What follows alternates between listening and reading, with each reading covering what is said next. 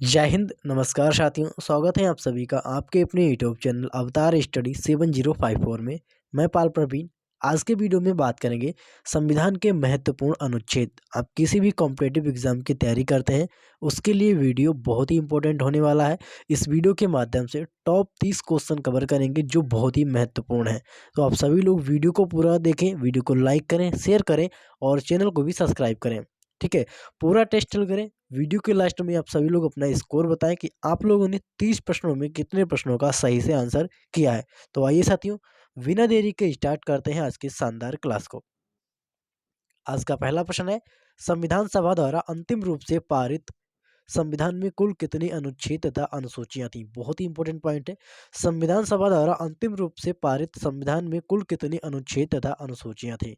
तो इस प्रश्न के अगर राइट आंसर की बात करें साथियों, ऑप्शन नंबर सी इस प्रश्न का राइट आंसर है। ठीक है, अंतिम रूप से संविधान जब पारित किया गया था तो उस समय 395 अनुच्छेद और 8 अनुसूचियां थी। इस पॉइंट को आपने नोट करना है। वर्तमान में अगर देखें तो वर्तमान में 12 अनुसूचियां हैं। इस पॉइंट को आपने नोट करना है। अगला ऑप्शन है, वर्तमान समय में भारतीय संविधान में गणना की दृष्टि से कुल कितनी अनुच्छेद और अनुसूचियां हैं। मोस्ट इंपोर्टेंट पॉइंट है। वर्तमान समय में भारतीय संविधान में गणना की दृष्टि से अगर देखें तो यहाँ पर कुल कितनी अनुच्छेद और कितनी अनुसूचियां हैं। राइट आंसर है ऑप्शन नंबर बी, 395 अनुच्छेद और 12 अनुसूचियां हैं। इस पॉइंट को आपने नोट करना है। मोस्ट इंपोर्टेंट पॉइंट है आपके एग्जाम के लिए। आप किसी भी कॉम्पिटिटिव एग्जाम की तैयारी करते हैं, उसके लिए वीडियो बहुत ही इंपॉर्टेंट होने वाला है। वीडियो को पूरा जरूर देखें। अगला ऑप्शन है, वर्तमान समय में भारतीय संविधान में धाराओं की कुल संख्या कितनी है। Question number 3 most important point है। वर्तमान में भारतीय संविधान में धाराओं की कुल संख्या कितनी है। धाराएं यानी जो आर्टिकल है, जो संविधान के अनुच्छेद हैं, तो अनुच्छेदों की अगर बात करें तो वर्तमान समय में 395 अनुच्छेद है। इस पॉइंट को आपने नोट करना है। ठीक है, अगर यहीं पर बात करें साथियों संविधान में कुल कितने भाग हैं, तो 25 संविधान में भाग हैं। आपने इसको नोट करना है। अगला पॉइंट है, संविधान के किस अनुच्छेद में यह अंकित किया गया है इंडिया अर्थात भारत राज्यों का संघ होगा। यानी संविधान के किस अनुच्छेद में यह कहा गया है कि इंडिया अर्थात भारत राज्यों का संघ होगा। मोस्ट इंपोर्टेंट पॉइंट है और कई बार यहाँ से प्रश्न आपके एग्जाम में बना है। तो इस प्रश्न का साथियों राइट आंसर है ऑप्शन नंबर ए, अनुच्छेद वन में कहा गया है। ठीक है, अनुच्छेद वन और भाग वन में कहा गया है कि भारत अर्थात इंडिया राज्यों का संघ होगा। ठीक है, इस पॉइंट को आपने नोट करना है। भाग अगर वन की बात करें तो भाग वन आपका वन से स्टार्ट होकर और साथियों 4 तक जाता है। इस पॉइंट को आपने नोट करना है। अगला ऑप्शन है, संविधान के अनुच्छेद वन में भारत को क्या कहा गया है। मोस्ट इंपोर्टेंट पॉइंट है, अभी हमने इसको कवर किया था। तो अनुच्छेद वन में भारत को क्या कहा गया है। राइट आंसर है ऑप्शन नंबर डी, राज्यों का संघ होगा। ठीक है, भारत क्या है साथियों, भारत एक राज्यों का संघ होगा। आपने इसको नोट करना है। अगला ऑप्शन है, भारतीय संविधान में किन अनुच्छेदों में नागरिकता संबंधी प्रावधान है। मोस्ट इंपोर्टेंट पॉइंट है, नागरिकता से संबंधित भारतीय भारतीय संविधान में किस अनुच्छेद में बताया गया था। भारतीय संविधान के किस अनुच्छेद में नागरिकता से संबंधित बताया गया है। तो नागरिकता से के संबंधित अगर बात करें तो अनुच्छेद, ठीक है, अनुच्छेद 5 से 11 यानी भाग दो में। ठीक है, अगर सीधे हम कह सकते हैं भाग दो में नागरिकता से संबंधित अधिकार दिए गए हैं। तो भाग दो कहाँ से स्टार्ट होता है, अनुच्छेद 5 से 11 के बीच आपका भाग दो स्टार्ट होता है। आपने इसको नोट करना है। अगला पॉइंट है, निम्न में से किन अनुच्छेदों द्वारा भारतीय संविधान नागरिकों को मूल अधिकार निश्चित प्रदान करता है। मोस्ट इंपोर्टेंट पॉइंट है, आप सभी लोग इसको स्टार मार्क करके नोट करेंगे और वीडियो को भी शेयर करेंगे। इस प्रश्न के राइट आंसर की बात करें तो ऑप्शन नंबर ए इस प्रश्न का राइट आंसर है, अनुच्छेद 12 से 35 तक। ठीक है, अनुच्छेद 12 से 35 तक संविधान नागरिकों को मूल अधिकार निश्चित प्रदान करता है। आपने इसको नोट करना है। अगला ऑप्शन है, नौकरियों तथा शैक्षणिक संस्थानों में समाज के कमजोर वर्ग के लिए आरक्षण उपलब्ध कराने के लिए केंद्र सरकार को संविधान का कौन सा अनुच्छेद अधिकार प्रदान करता है। यानी संविधान के किस अनुच्छेद के तहत, ठीक है, संविधान के किस अनुच्छेद के तहत केंद्र सरकार को नौकरियों तथा शैक्षणिक संस्थानों में कमजोर वर्ग के लिए आरक्षण उपलब्ध कराने की बात कही गई है। तो इस प्रश्न के अगर राइट आंसर की बात करें तो ऑप्शन नंबर बी इस प्रश्न का राइट आंसर, अनुच्छेद 16। ठीक है, इस प्रश्न का जो राइट आंसर है ऑप्शन नंबर बी, अनुच्छेद 16 में कही गई है। इस पॉइंट को आपने नोट करना है। अगला पॉइंट है, भारत के संविधान का निम्न में कौन सा अनुच्छेद अस्पष्टता का उन्मूलन करता है तथा किसी भी रूप में इसके आरक्षण का निषेध करता है। मोस्ट इंपोर्टेंट पॉइंट है। यानी संविधान के किस अनुच्छेद में अस्पष्टता यानी छुआछूत के बारे में बताया गया है?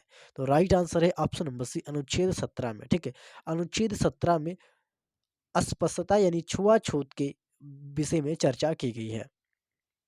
अगला ऑप्शन है, भारतीय संविधान का कौन सा अनुच्छेद राष्ट्रपति के पद के लिए पुनः निर्वाचन की योग्यता निर्धारित करता है? मोस्ट इंपोर्टेंट पॉइंट है। और साथियों, इस वीडियो के माध्यम से 30 महत्वपूर्ण प्रश्न कवर करेंगे जो आपके एग्जाम के लिए बहुत ही इंपॉर्टेंट है। तो आप सभी लोग वीडियो को पूरा देखें, वीडियो को लाइक करें, शेयर और चैनल को भी सब्सक्राइब करें। वीडियो के लास्ट में आप सभी लोग अपना स्कोर बताएं कि आपने 30 प्रश्नों में कितने प्रश्नों का सही से आंसर किया है। भारतीय संविधान का कौन सा अनुच्छेद राष्ट्रपति के पद के लिए पुनः निर्वाचन की योग्यता निर्धारित करता है? तो राइट आंसर है ऑप्शन नंबर डी, अनुच्छेद 57। ठीक है, इस प्रश्न का जो राइट आंसर है ऑप्शन नंबर डी, अनुच्छेद 57 राष्ट्रपति के पद के लिए पुनः निर्वाचन की योग्यता को निर्धारित करता है। अगला ऑप्शन है, भारतीय संविधान के किस अनुच्छेद के अंतर्गत भाषण एवं अभिव्यक्ति की स्वतंत्रता के अधिकार की गारंटी दी गई है? मोस्ट इंपोर्टेंट पॉइंट है। संविधान के किस अनुच्छेद के अंतर्गत भाषण एवं अभिव्यक्ति की स्वतंत्रता के अधिकार की गारंटी दी गई है? मोस्ट इंपोर्टेंट पॉइंट है। और इस प्रश्न का राइट आंसर है ऑप्शन नंबर ए, अनुच्छेद 19 में। ठीक है, अनुच्छेद 19 में भाषण एवं अभिव्यक्ति यानी बोलने की आजादी आजादी दी गई है। इस पॉइंट को आपने नोट करना है, अनुच्छेद 19 में। मोस्ट इंपोर्टेंट पॉइंट है। अगला ऑप्शन है, भारतीय संविधान के किस अनुच्छेद में प्रेस की स्वतंत्रता दी गई है? मोस्ट इंपोर्टेंट पॉइंट है, कई बार प्रश्न ऐसे एग्जाम में पूछा गया है। यानी प्रेस की स्वतंत्रता किस अनुच्छेद में दी गई है? राइट आंसर है इस प्रश्न का ऑप्शन नंबर डी, अनुच्छेद 19 के काम या अनुच्छेद 19 के फर्स्ट में। ठीक है, प्रेस की स्वतंत्रता यानी प्रेस की आजादी दी गई है। अगला ऑप्शन है, मौलिक अधिकार के अंतर्गत कौन सा अनुच्छेद बच्चों के शोषण से संबंधित है? मोस्ट इंपोर्टेंट पॉइंट, कौन सा अनुच्छेद बच्चों के शोषण से संबंधित है? इस पॉइंट को आप नोट करेंगे, मोस्ट इंपोर्टेंट पॉइंट है आपके एग्जाम के लिए। ठीक है, बच्चों के शोषण से आपका जो आर्टिकल है साथियों, जो अनुच्छेद है वह आपका संबंधित है। ऑप्शन नंबर डी, अनुच्छेद 24। इस पॉइंट को आपने नोट करना है। ठीक है, आर्टिकल 24 या अनुच्छेद 24 में बच्चों के शोषण संबंधित कानून को बताया गया है। अगला ऑप्शन है, भारतीय संविधान के किस अनुच्छेद में अल्पसंख्यकों के हित के संरक्षण की व्यवस्था की गई है? मोस्ट इंपोर्टेंट पॉइंट है। भारतीय संविधान के किस अनुच्छेद में अल्पसंख्यकों के हितों के संरक्षण की व्यवस्था की गई है? Question number 14, most important point है। और राइट आंसर है ऑप्शन नंबर बी। ठीक है, अनुच्छेद 29 में, अनुच्छेद 29 में अल्पसंख्यकों के हितों की संरक्षण, इसमें संरक्षण की व्यवस्था की गई है। इस पॉइंट को भी आप नोट करेंगे। अगला ऑप्शन है, कौन से अनुच्छेद के अंतर्गत भारत का सर्वोच्च न्यायालय नागरिकों के मौलिक अधिकार की रक्षा करता है? मोस्ट इंपोर्टेंट पॉइंट है। आप सभी लोग वीडियो को एक बार शेयर कर देंगे। कौन से अनुच्छेद के अंतर्गत भारत का सर्वोच्च न्यायालय नागरिकों के मौलिक अधिकारों की रक्षा करता है? तो इस प्रश्न का राइट आंसर है ऑप्शन नंबर डी, अनुच्छेद 32। ठीक, ठीक है, इस पॉइंट को हम नोट करेंगे। अनुच्छेद 32 क्या करता है? सर्वोच्च न्यायालय, सर्वोच्च न्यायालय नागरिकों के मौलिक अधिकारों की रक्षा करता है। भारत का जो सर्वोच्च न्यायालय है, इन नागरिकों के मौलिक अधिकारों की रक्षा करता है अनुच्छेद 32 के अंतर्गत। अगला ऑप्शन है, भारतीय संविधान के किन अनुच्छेदों में राज्य के नीति निदेशक तत्वों का उल्लेख मिलता है? यानी उल्लेख है, इस पॉइंट को आप नोट करेंगे। संविधान के किस अनुच्छेदों में राज्य के नीति निदेशक तत्वों का उल्लेख है? मोस्ट इंपोर्टेंट पॉइंट है। आप सभी लोग इस प्रश्न को नोट करेंगे। क्वेश्चन नंबर 16 है। और सभी लोग एक बार वीडियो को भी शेयर कर देंगे। क्वेश्चन नंबर 16 का राइट आंसर है ऑप्शन नंबर सी। ठीक है, अनुच्छेद 36 से 51 में। इस पॉइंट को आप नोट करेंगे।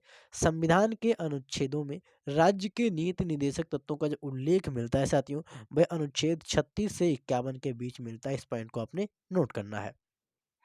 अगला ऑप्शन है, भारतीय संविधान के अंतर्गत कल्याणकारी राज्य की अवधारणा निम्नलिखित में से किस अनुच्छेद में वर्णित है? मोस्ट इंपोर्टेंट पॉइंट है, आप इसको नोट करेंगे। भारतीय संविधान के अंतर्गत कल्याणकारी राज्य की अवधारणा निम्नलिखित में से किस अनुच्छेद में वर्णित है? मोस्ट इंपोर्टेंट पॉइंट है। और इस प्रश्न का राइट आंसर है ऑप्शन नंबर बी, अनुच्छेद 39। इस प्रश्न का राइट आंसर है, आपने इसको स्टार बना करके नोट करना है। अगला ऑप्शन है, भारतीय संविधान का कौन सा अनुच्छेद राज्य सरकारों को ग्राम पंचायतों के गठन का निर्देश देता है? यानी संविधान का कौन सा अनुच्छेद जो है साथियों, वह राज्य सरकारों को ग्राम पंचायत के गठन का निर्देश देता है? राइट आंसर है ऑप्शन नंबर डी, अनुच्छेद 40। अनुच्छेद 40 में भारतीय संविधान है जो साथियों, ये राज्य सरकारों को ग्राम पंचायत गठित करने का निर्देश देता है। अगला ऑप्शन है 42वें संशोधन द्वारा संविधान के किस अनुच्छेद में मौलिक कर्तव्यों को जोड़ा गया है। मोस्ट इंपोर्टेंट पॉइंट है, आप सभी लोग इसको नोट करेंगे। 42वें संशोधन द्वारा संविधान के किस अनुच्छेद में मौलिक कर्तव्यों को जोड़ा गया है। तो मौलिक कर्तव्यों को साथियों किस अनुच्छेद में जोड़ा गया है और साथियों कब जोड़ा गया था? 42वें संविधान संशोधन के तहत। तो इस प्रश्न का जो राइट आंसर है ऑप्शन नंबर वी, अनुच्छेद 51 का ए, यानी अनुच्छेद 51 के ए में मौलिक कर्तव्य में साथियों उनको जोड़ा गया है। और कब जोड़ा गया था साथियों? 42वें संविधान संशोधन के तहत। इस पॉइंट को आप नोट करेंगे। अगला ऑप्शन है भारतीय संविधान के किस अनुच्छेद में मौलिक कर्तव्यों की चर्चा की गई है। आप सभी लोग इसको नोट करेंगे।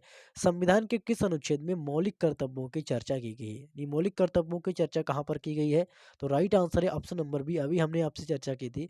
मौलिक कर्तव्यों की जो चर्चा है अनुच्छेद 51 के ए में, ठीक है। और कब की गई थी साथियों, कब इनको जोड़ा गया था? 42वां संविधान संशोधन में। इस पॉइंट को भी आप नोट करेंगे। ऑप्शन है संघ की कार्यपालिका शक्ति राष्ट्रपति में निहित होगी, जिनका प्रयोग वह स्वयं या अपने अधिकारियों के द्वारा करेगा। किस अनुच्छेद में बताया गया है? संघ की कार्यपालिका शक्ति राष्ट्रपति में निहित होगी, जिनका प्रयोग वह स्वयं या अपने अधिकारियों के द्वारा करेगा। तो इस प्रश्न का साथियों राइट आंसर है ऑप्शन नंबर सी, अनुच्छेद 53। ठीक है, मोस्ट इंपोर्टेंट पॉइंट है आपके एग्जाम के लिए। आप सभी लोग वीडियो को भी शेयर करें। वीडियो के लास्ट में आप सभी लोग अपना स्कोर जरूर बताएं कि आपने 30 प्रश्नों में कितने प्रश्नों का सही से आंसर किया है। अगला ऑप्शन है भारत के संविधान के किस अनुच्छेद के अंतर्गत भारत के राष्ट्रपति पर महाभियोग चलाया जा सकता है? यानी भारत के राष्ट्रपति पर महाभियोग चलाया जा सकता है, संविधान के किस अनुच्छेद में यह बात कही गई है? तो राइट आंसर है साथियों ऑप्शन नंबर ए, अनुच्छेद 61 में। ठीक है, अनुच्छेद 61 में बताया गया है कि भारत के राष्ट्रपति पर महाभियोग भी चलाया जा सकता है। अगला ऑप्शन है संविधान के किस अनुच्छेद में उपराष्ट्रपति पद का प्रावधान किया गया है? संविधान के किस अनुच्छेद में उपराष्ट्रपति पद का प्रावधान किया गया है? मोस्ट इंपोर्टेंट पॉइंट है। राइट आंसर इस ऑप्शन का ऑप्शन नंबर सी, अनुच्छेद 63 में। ठीक है, अनुच्छेद 63 में उपराष्ट्रपति पद के प्रावधान के बारे में बताया गया है कि भारत का एक उपराष्ट्रपति होगा और वह किसके अंतर्गत निर्वाचित किया जाएगा? अनुच्छेद 63 के अंतर्गत उसको निर्वाचित किया जाएगा। इस पॉइंट को भी आपने नोट करना है।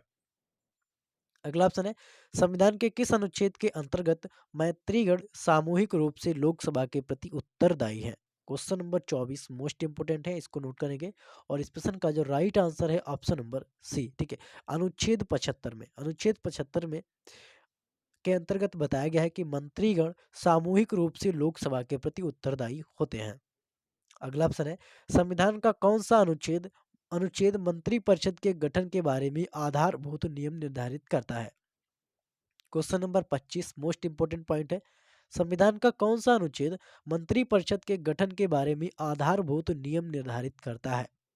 आप सभी लोग इसको स्टार बना करके नोट करेंगे। और इस प्रश्न का जो राइट आंसर है ऑप्शन नंबर सी, अनुच्छेद 75 यानी 75। इस पॉइंट को भी नोट करेंगे। अगला ऑप्शन है भारत के महान्यायवादी की नियुक्ति से संबंधित अनुच्छेद कौन सा है? Question number 26 most important point है। भारत के महान्यायवादी की नियुक्ति से संबंधित अनुच्छेद कौन सा है? मोस्ट इंपोर्टेंट पॉइंट है आपके एग्जाम के लिए, तो आप सभी लोग एक बार वीडियो को भी शेयर कर देंगे। महान्यायवादी से संबंधित यानी अटॉर्नी जनरल से संबंधित कौन सा अनुच्छेद है? राइट आंसर है ऑप्शन नंबर सी, अनुच्छेद 76। ठीक है, अनुच्छेद 76 में बताया गया है। इस पॉइंट को आपने नोट कर, जो महान्यायवादी होता है भारत का, उसकी चर्चा अनुच्छेद 76 में की गई है। अगला ऑप्शन है कौन सा अनुच्छेद संसद के दो अधिवेशनों के बीच 6 माह के अंतराल की अनिवार्यता का उल्लेख करता है? कौन सा अनुच्छेद संसद के दो अधिवेशनों के बीच 6 माह के अंतराल की अनिवार्यता का उल्लेख करता है? राइट आंसर है इस प्रश्न का ऑप्शन नंबर डी, अनुच्छेद 85। आपने इसको नोट करना है। मोस्ट इंपोर्टेंट पॉइंट है आपके एग्जाम के लिए। ठीक है, अगला ऑप्शन है राष्ट्रपति संविधान के किस अनुच्छेद के अंतर्गत लोकसभा को भंग कर सकता है? मोस्ट इंपोर्टेंट पॉइंट है आपके एग्जाम के लिए। राष्ट्रपति संविधान के किस अनुच्छेद के अंतर्गत लोकसभा को भंग कर सकता है? Question number 28 most important point है, हम इसको नोट करेंगे। 28 प्रश्न नंबर इसका राइट आंसर है ऑप्शन नंबर ए अनुच्छेद 85। ठीक है, अनुच्छेद 85 राष्ट्रपति संविधान के अनुच्छेद के अंतर्गत लोकसभा को भी भंग कर सकता है। अनुच्छेद 85 के अंतर्गत लोकसभा को भंग करने का जो अधिकार है साथियों वह राष्ट्रपति को है। अगला ऑप्शन है संविधान के किस अनुच्छेद द्वारा संसद की संयुक्त बैठक का प्रावधान किया गया है। क्वेश्चन नंबर 29 बहुत ही इंपॉर्टेंट है। संविधान के किस अनुच्छेद द्वारा संसद की संयुक्त बैठक का प्रावधान किया गया है। संयुक्त बैठक का प्रावधान किस अनुच्छेद में किया गया है। तो सही आंसर है ऑप्शन नंबर बी अनुच्छेद 108 में। ठीक है, अनुच्छेद 108 में संसद की संयुक्त बैठक का प्रावधान किया गया है।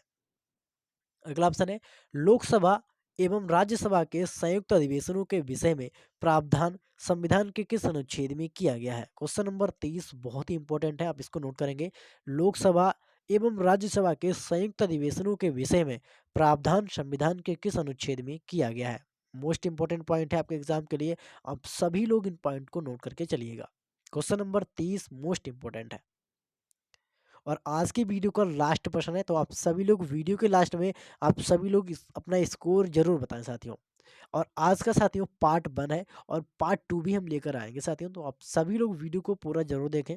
कमेंट करके हमको ज़रूर बताएं कि आपको हमारी वीडियो कैसी लगी। और इस प्रश्न के अगर राइट आंसर की बात करें तो ऑप्शन नंबर बी अनुच्छेद 108 में लोकसभा एवं राज्यसभा के संयुक्त अधिवेशनों के विषय में प्रावधान दिए गए हैं। इस पॉइंट को भी आपने नोट करना है, मोस्ट इंपॉर्टेंट पॉइंट है आपके एग्जाम के लिए।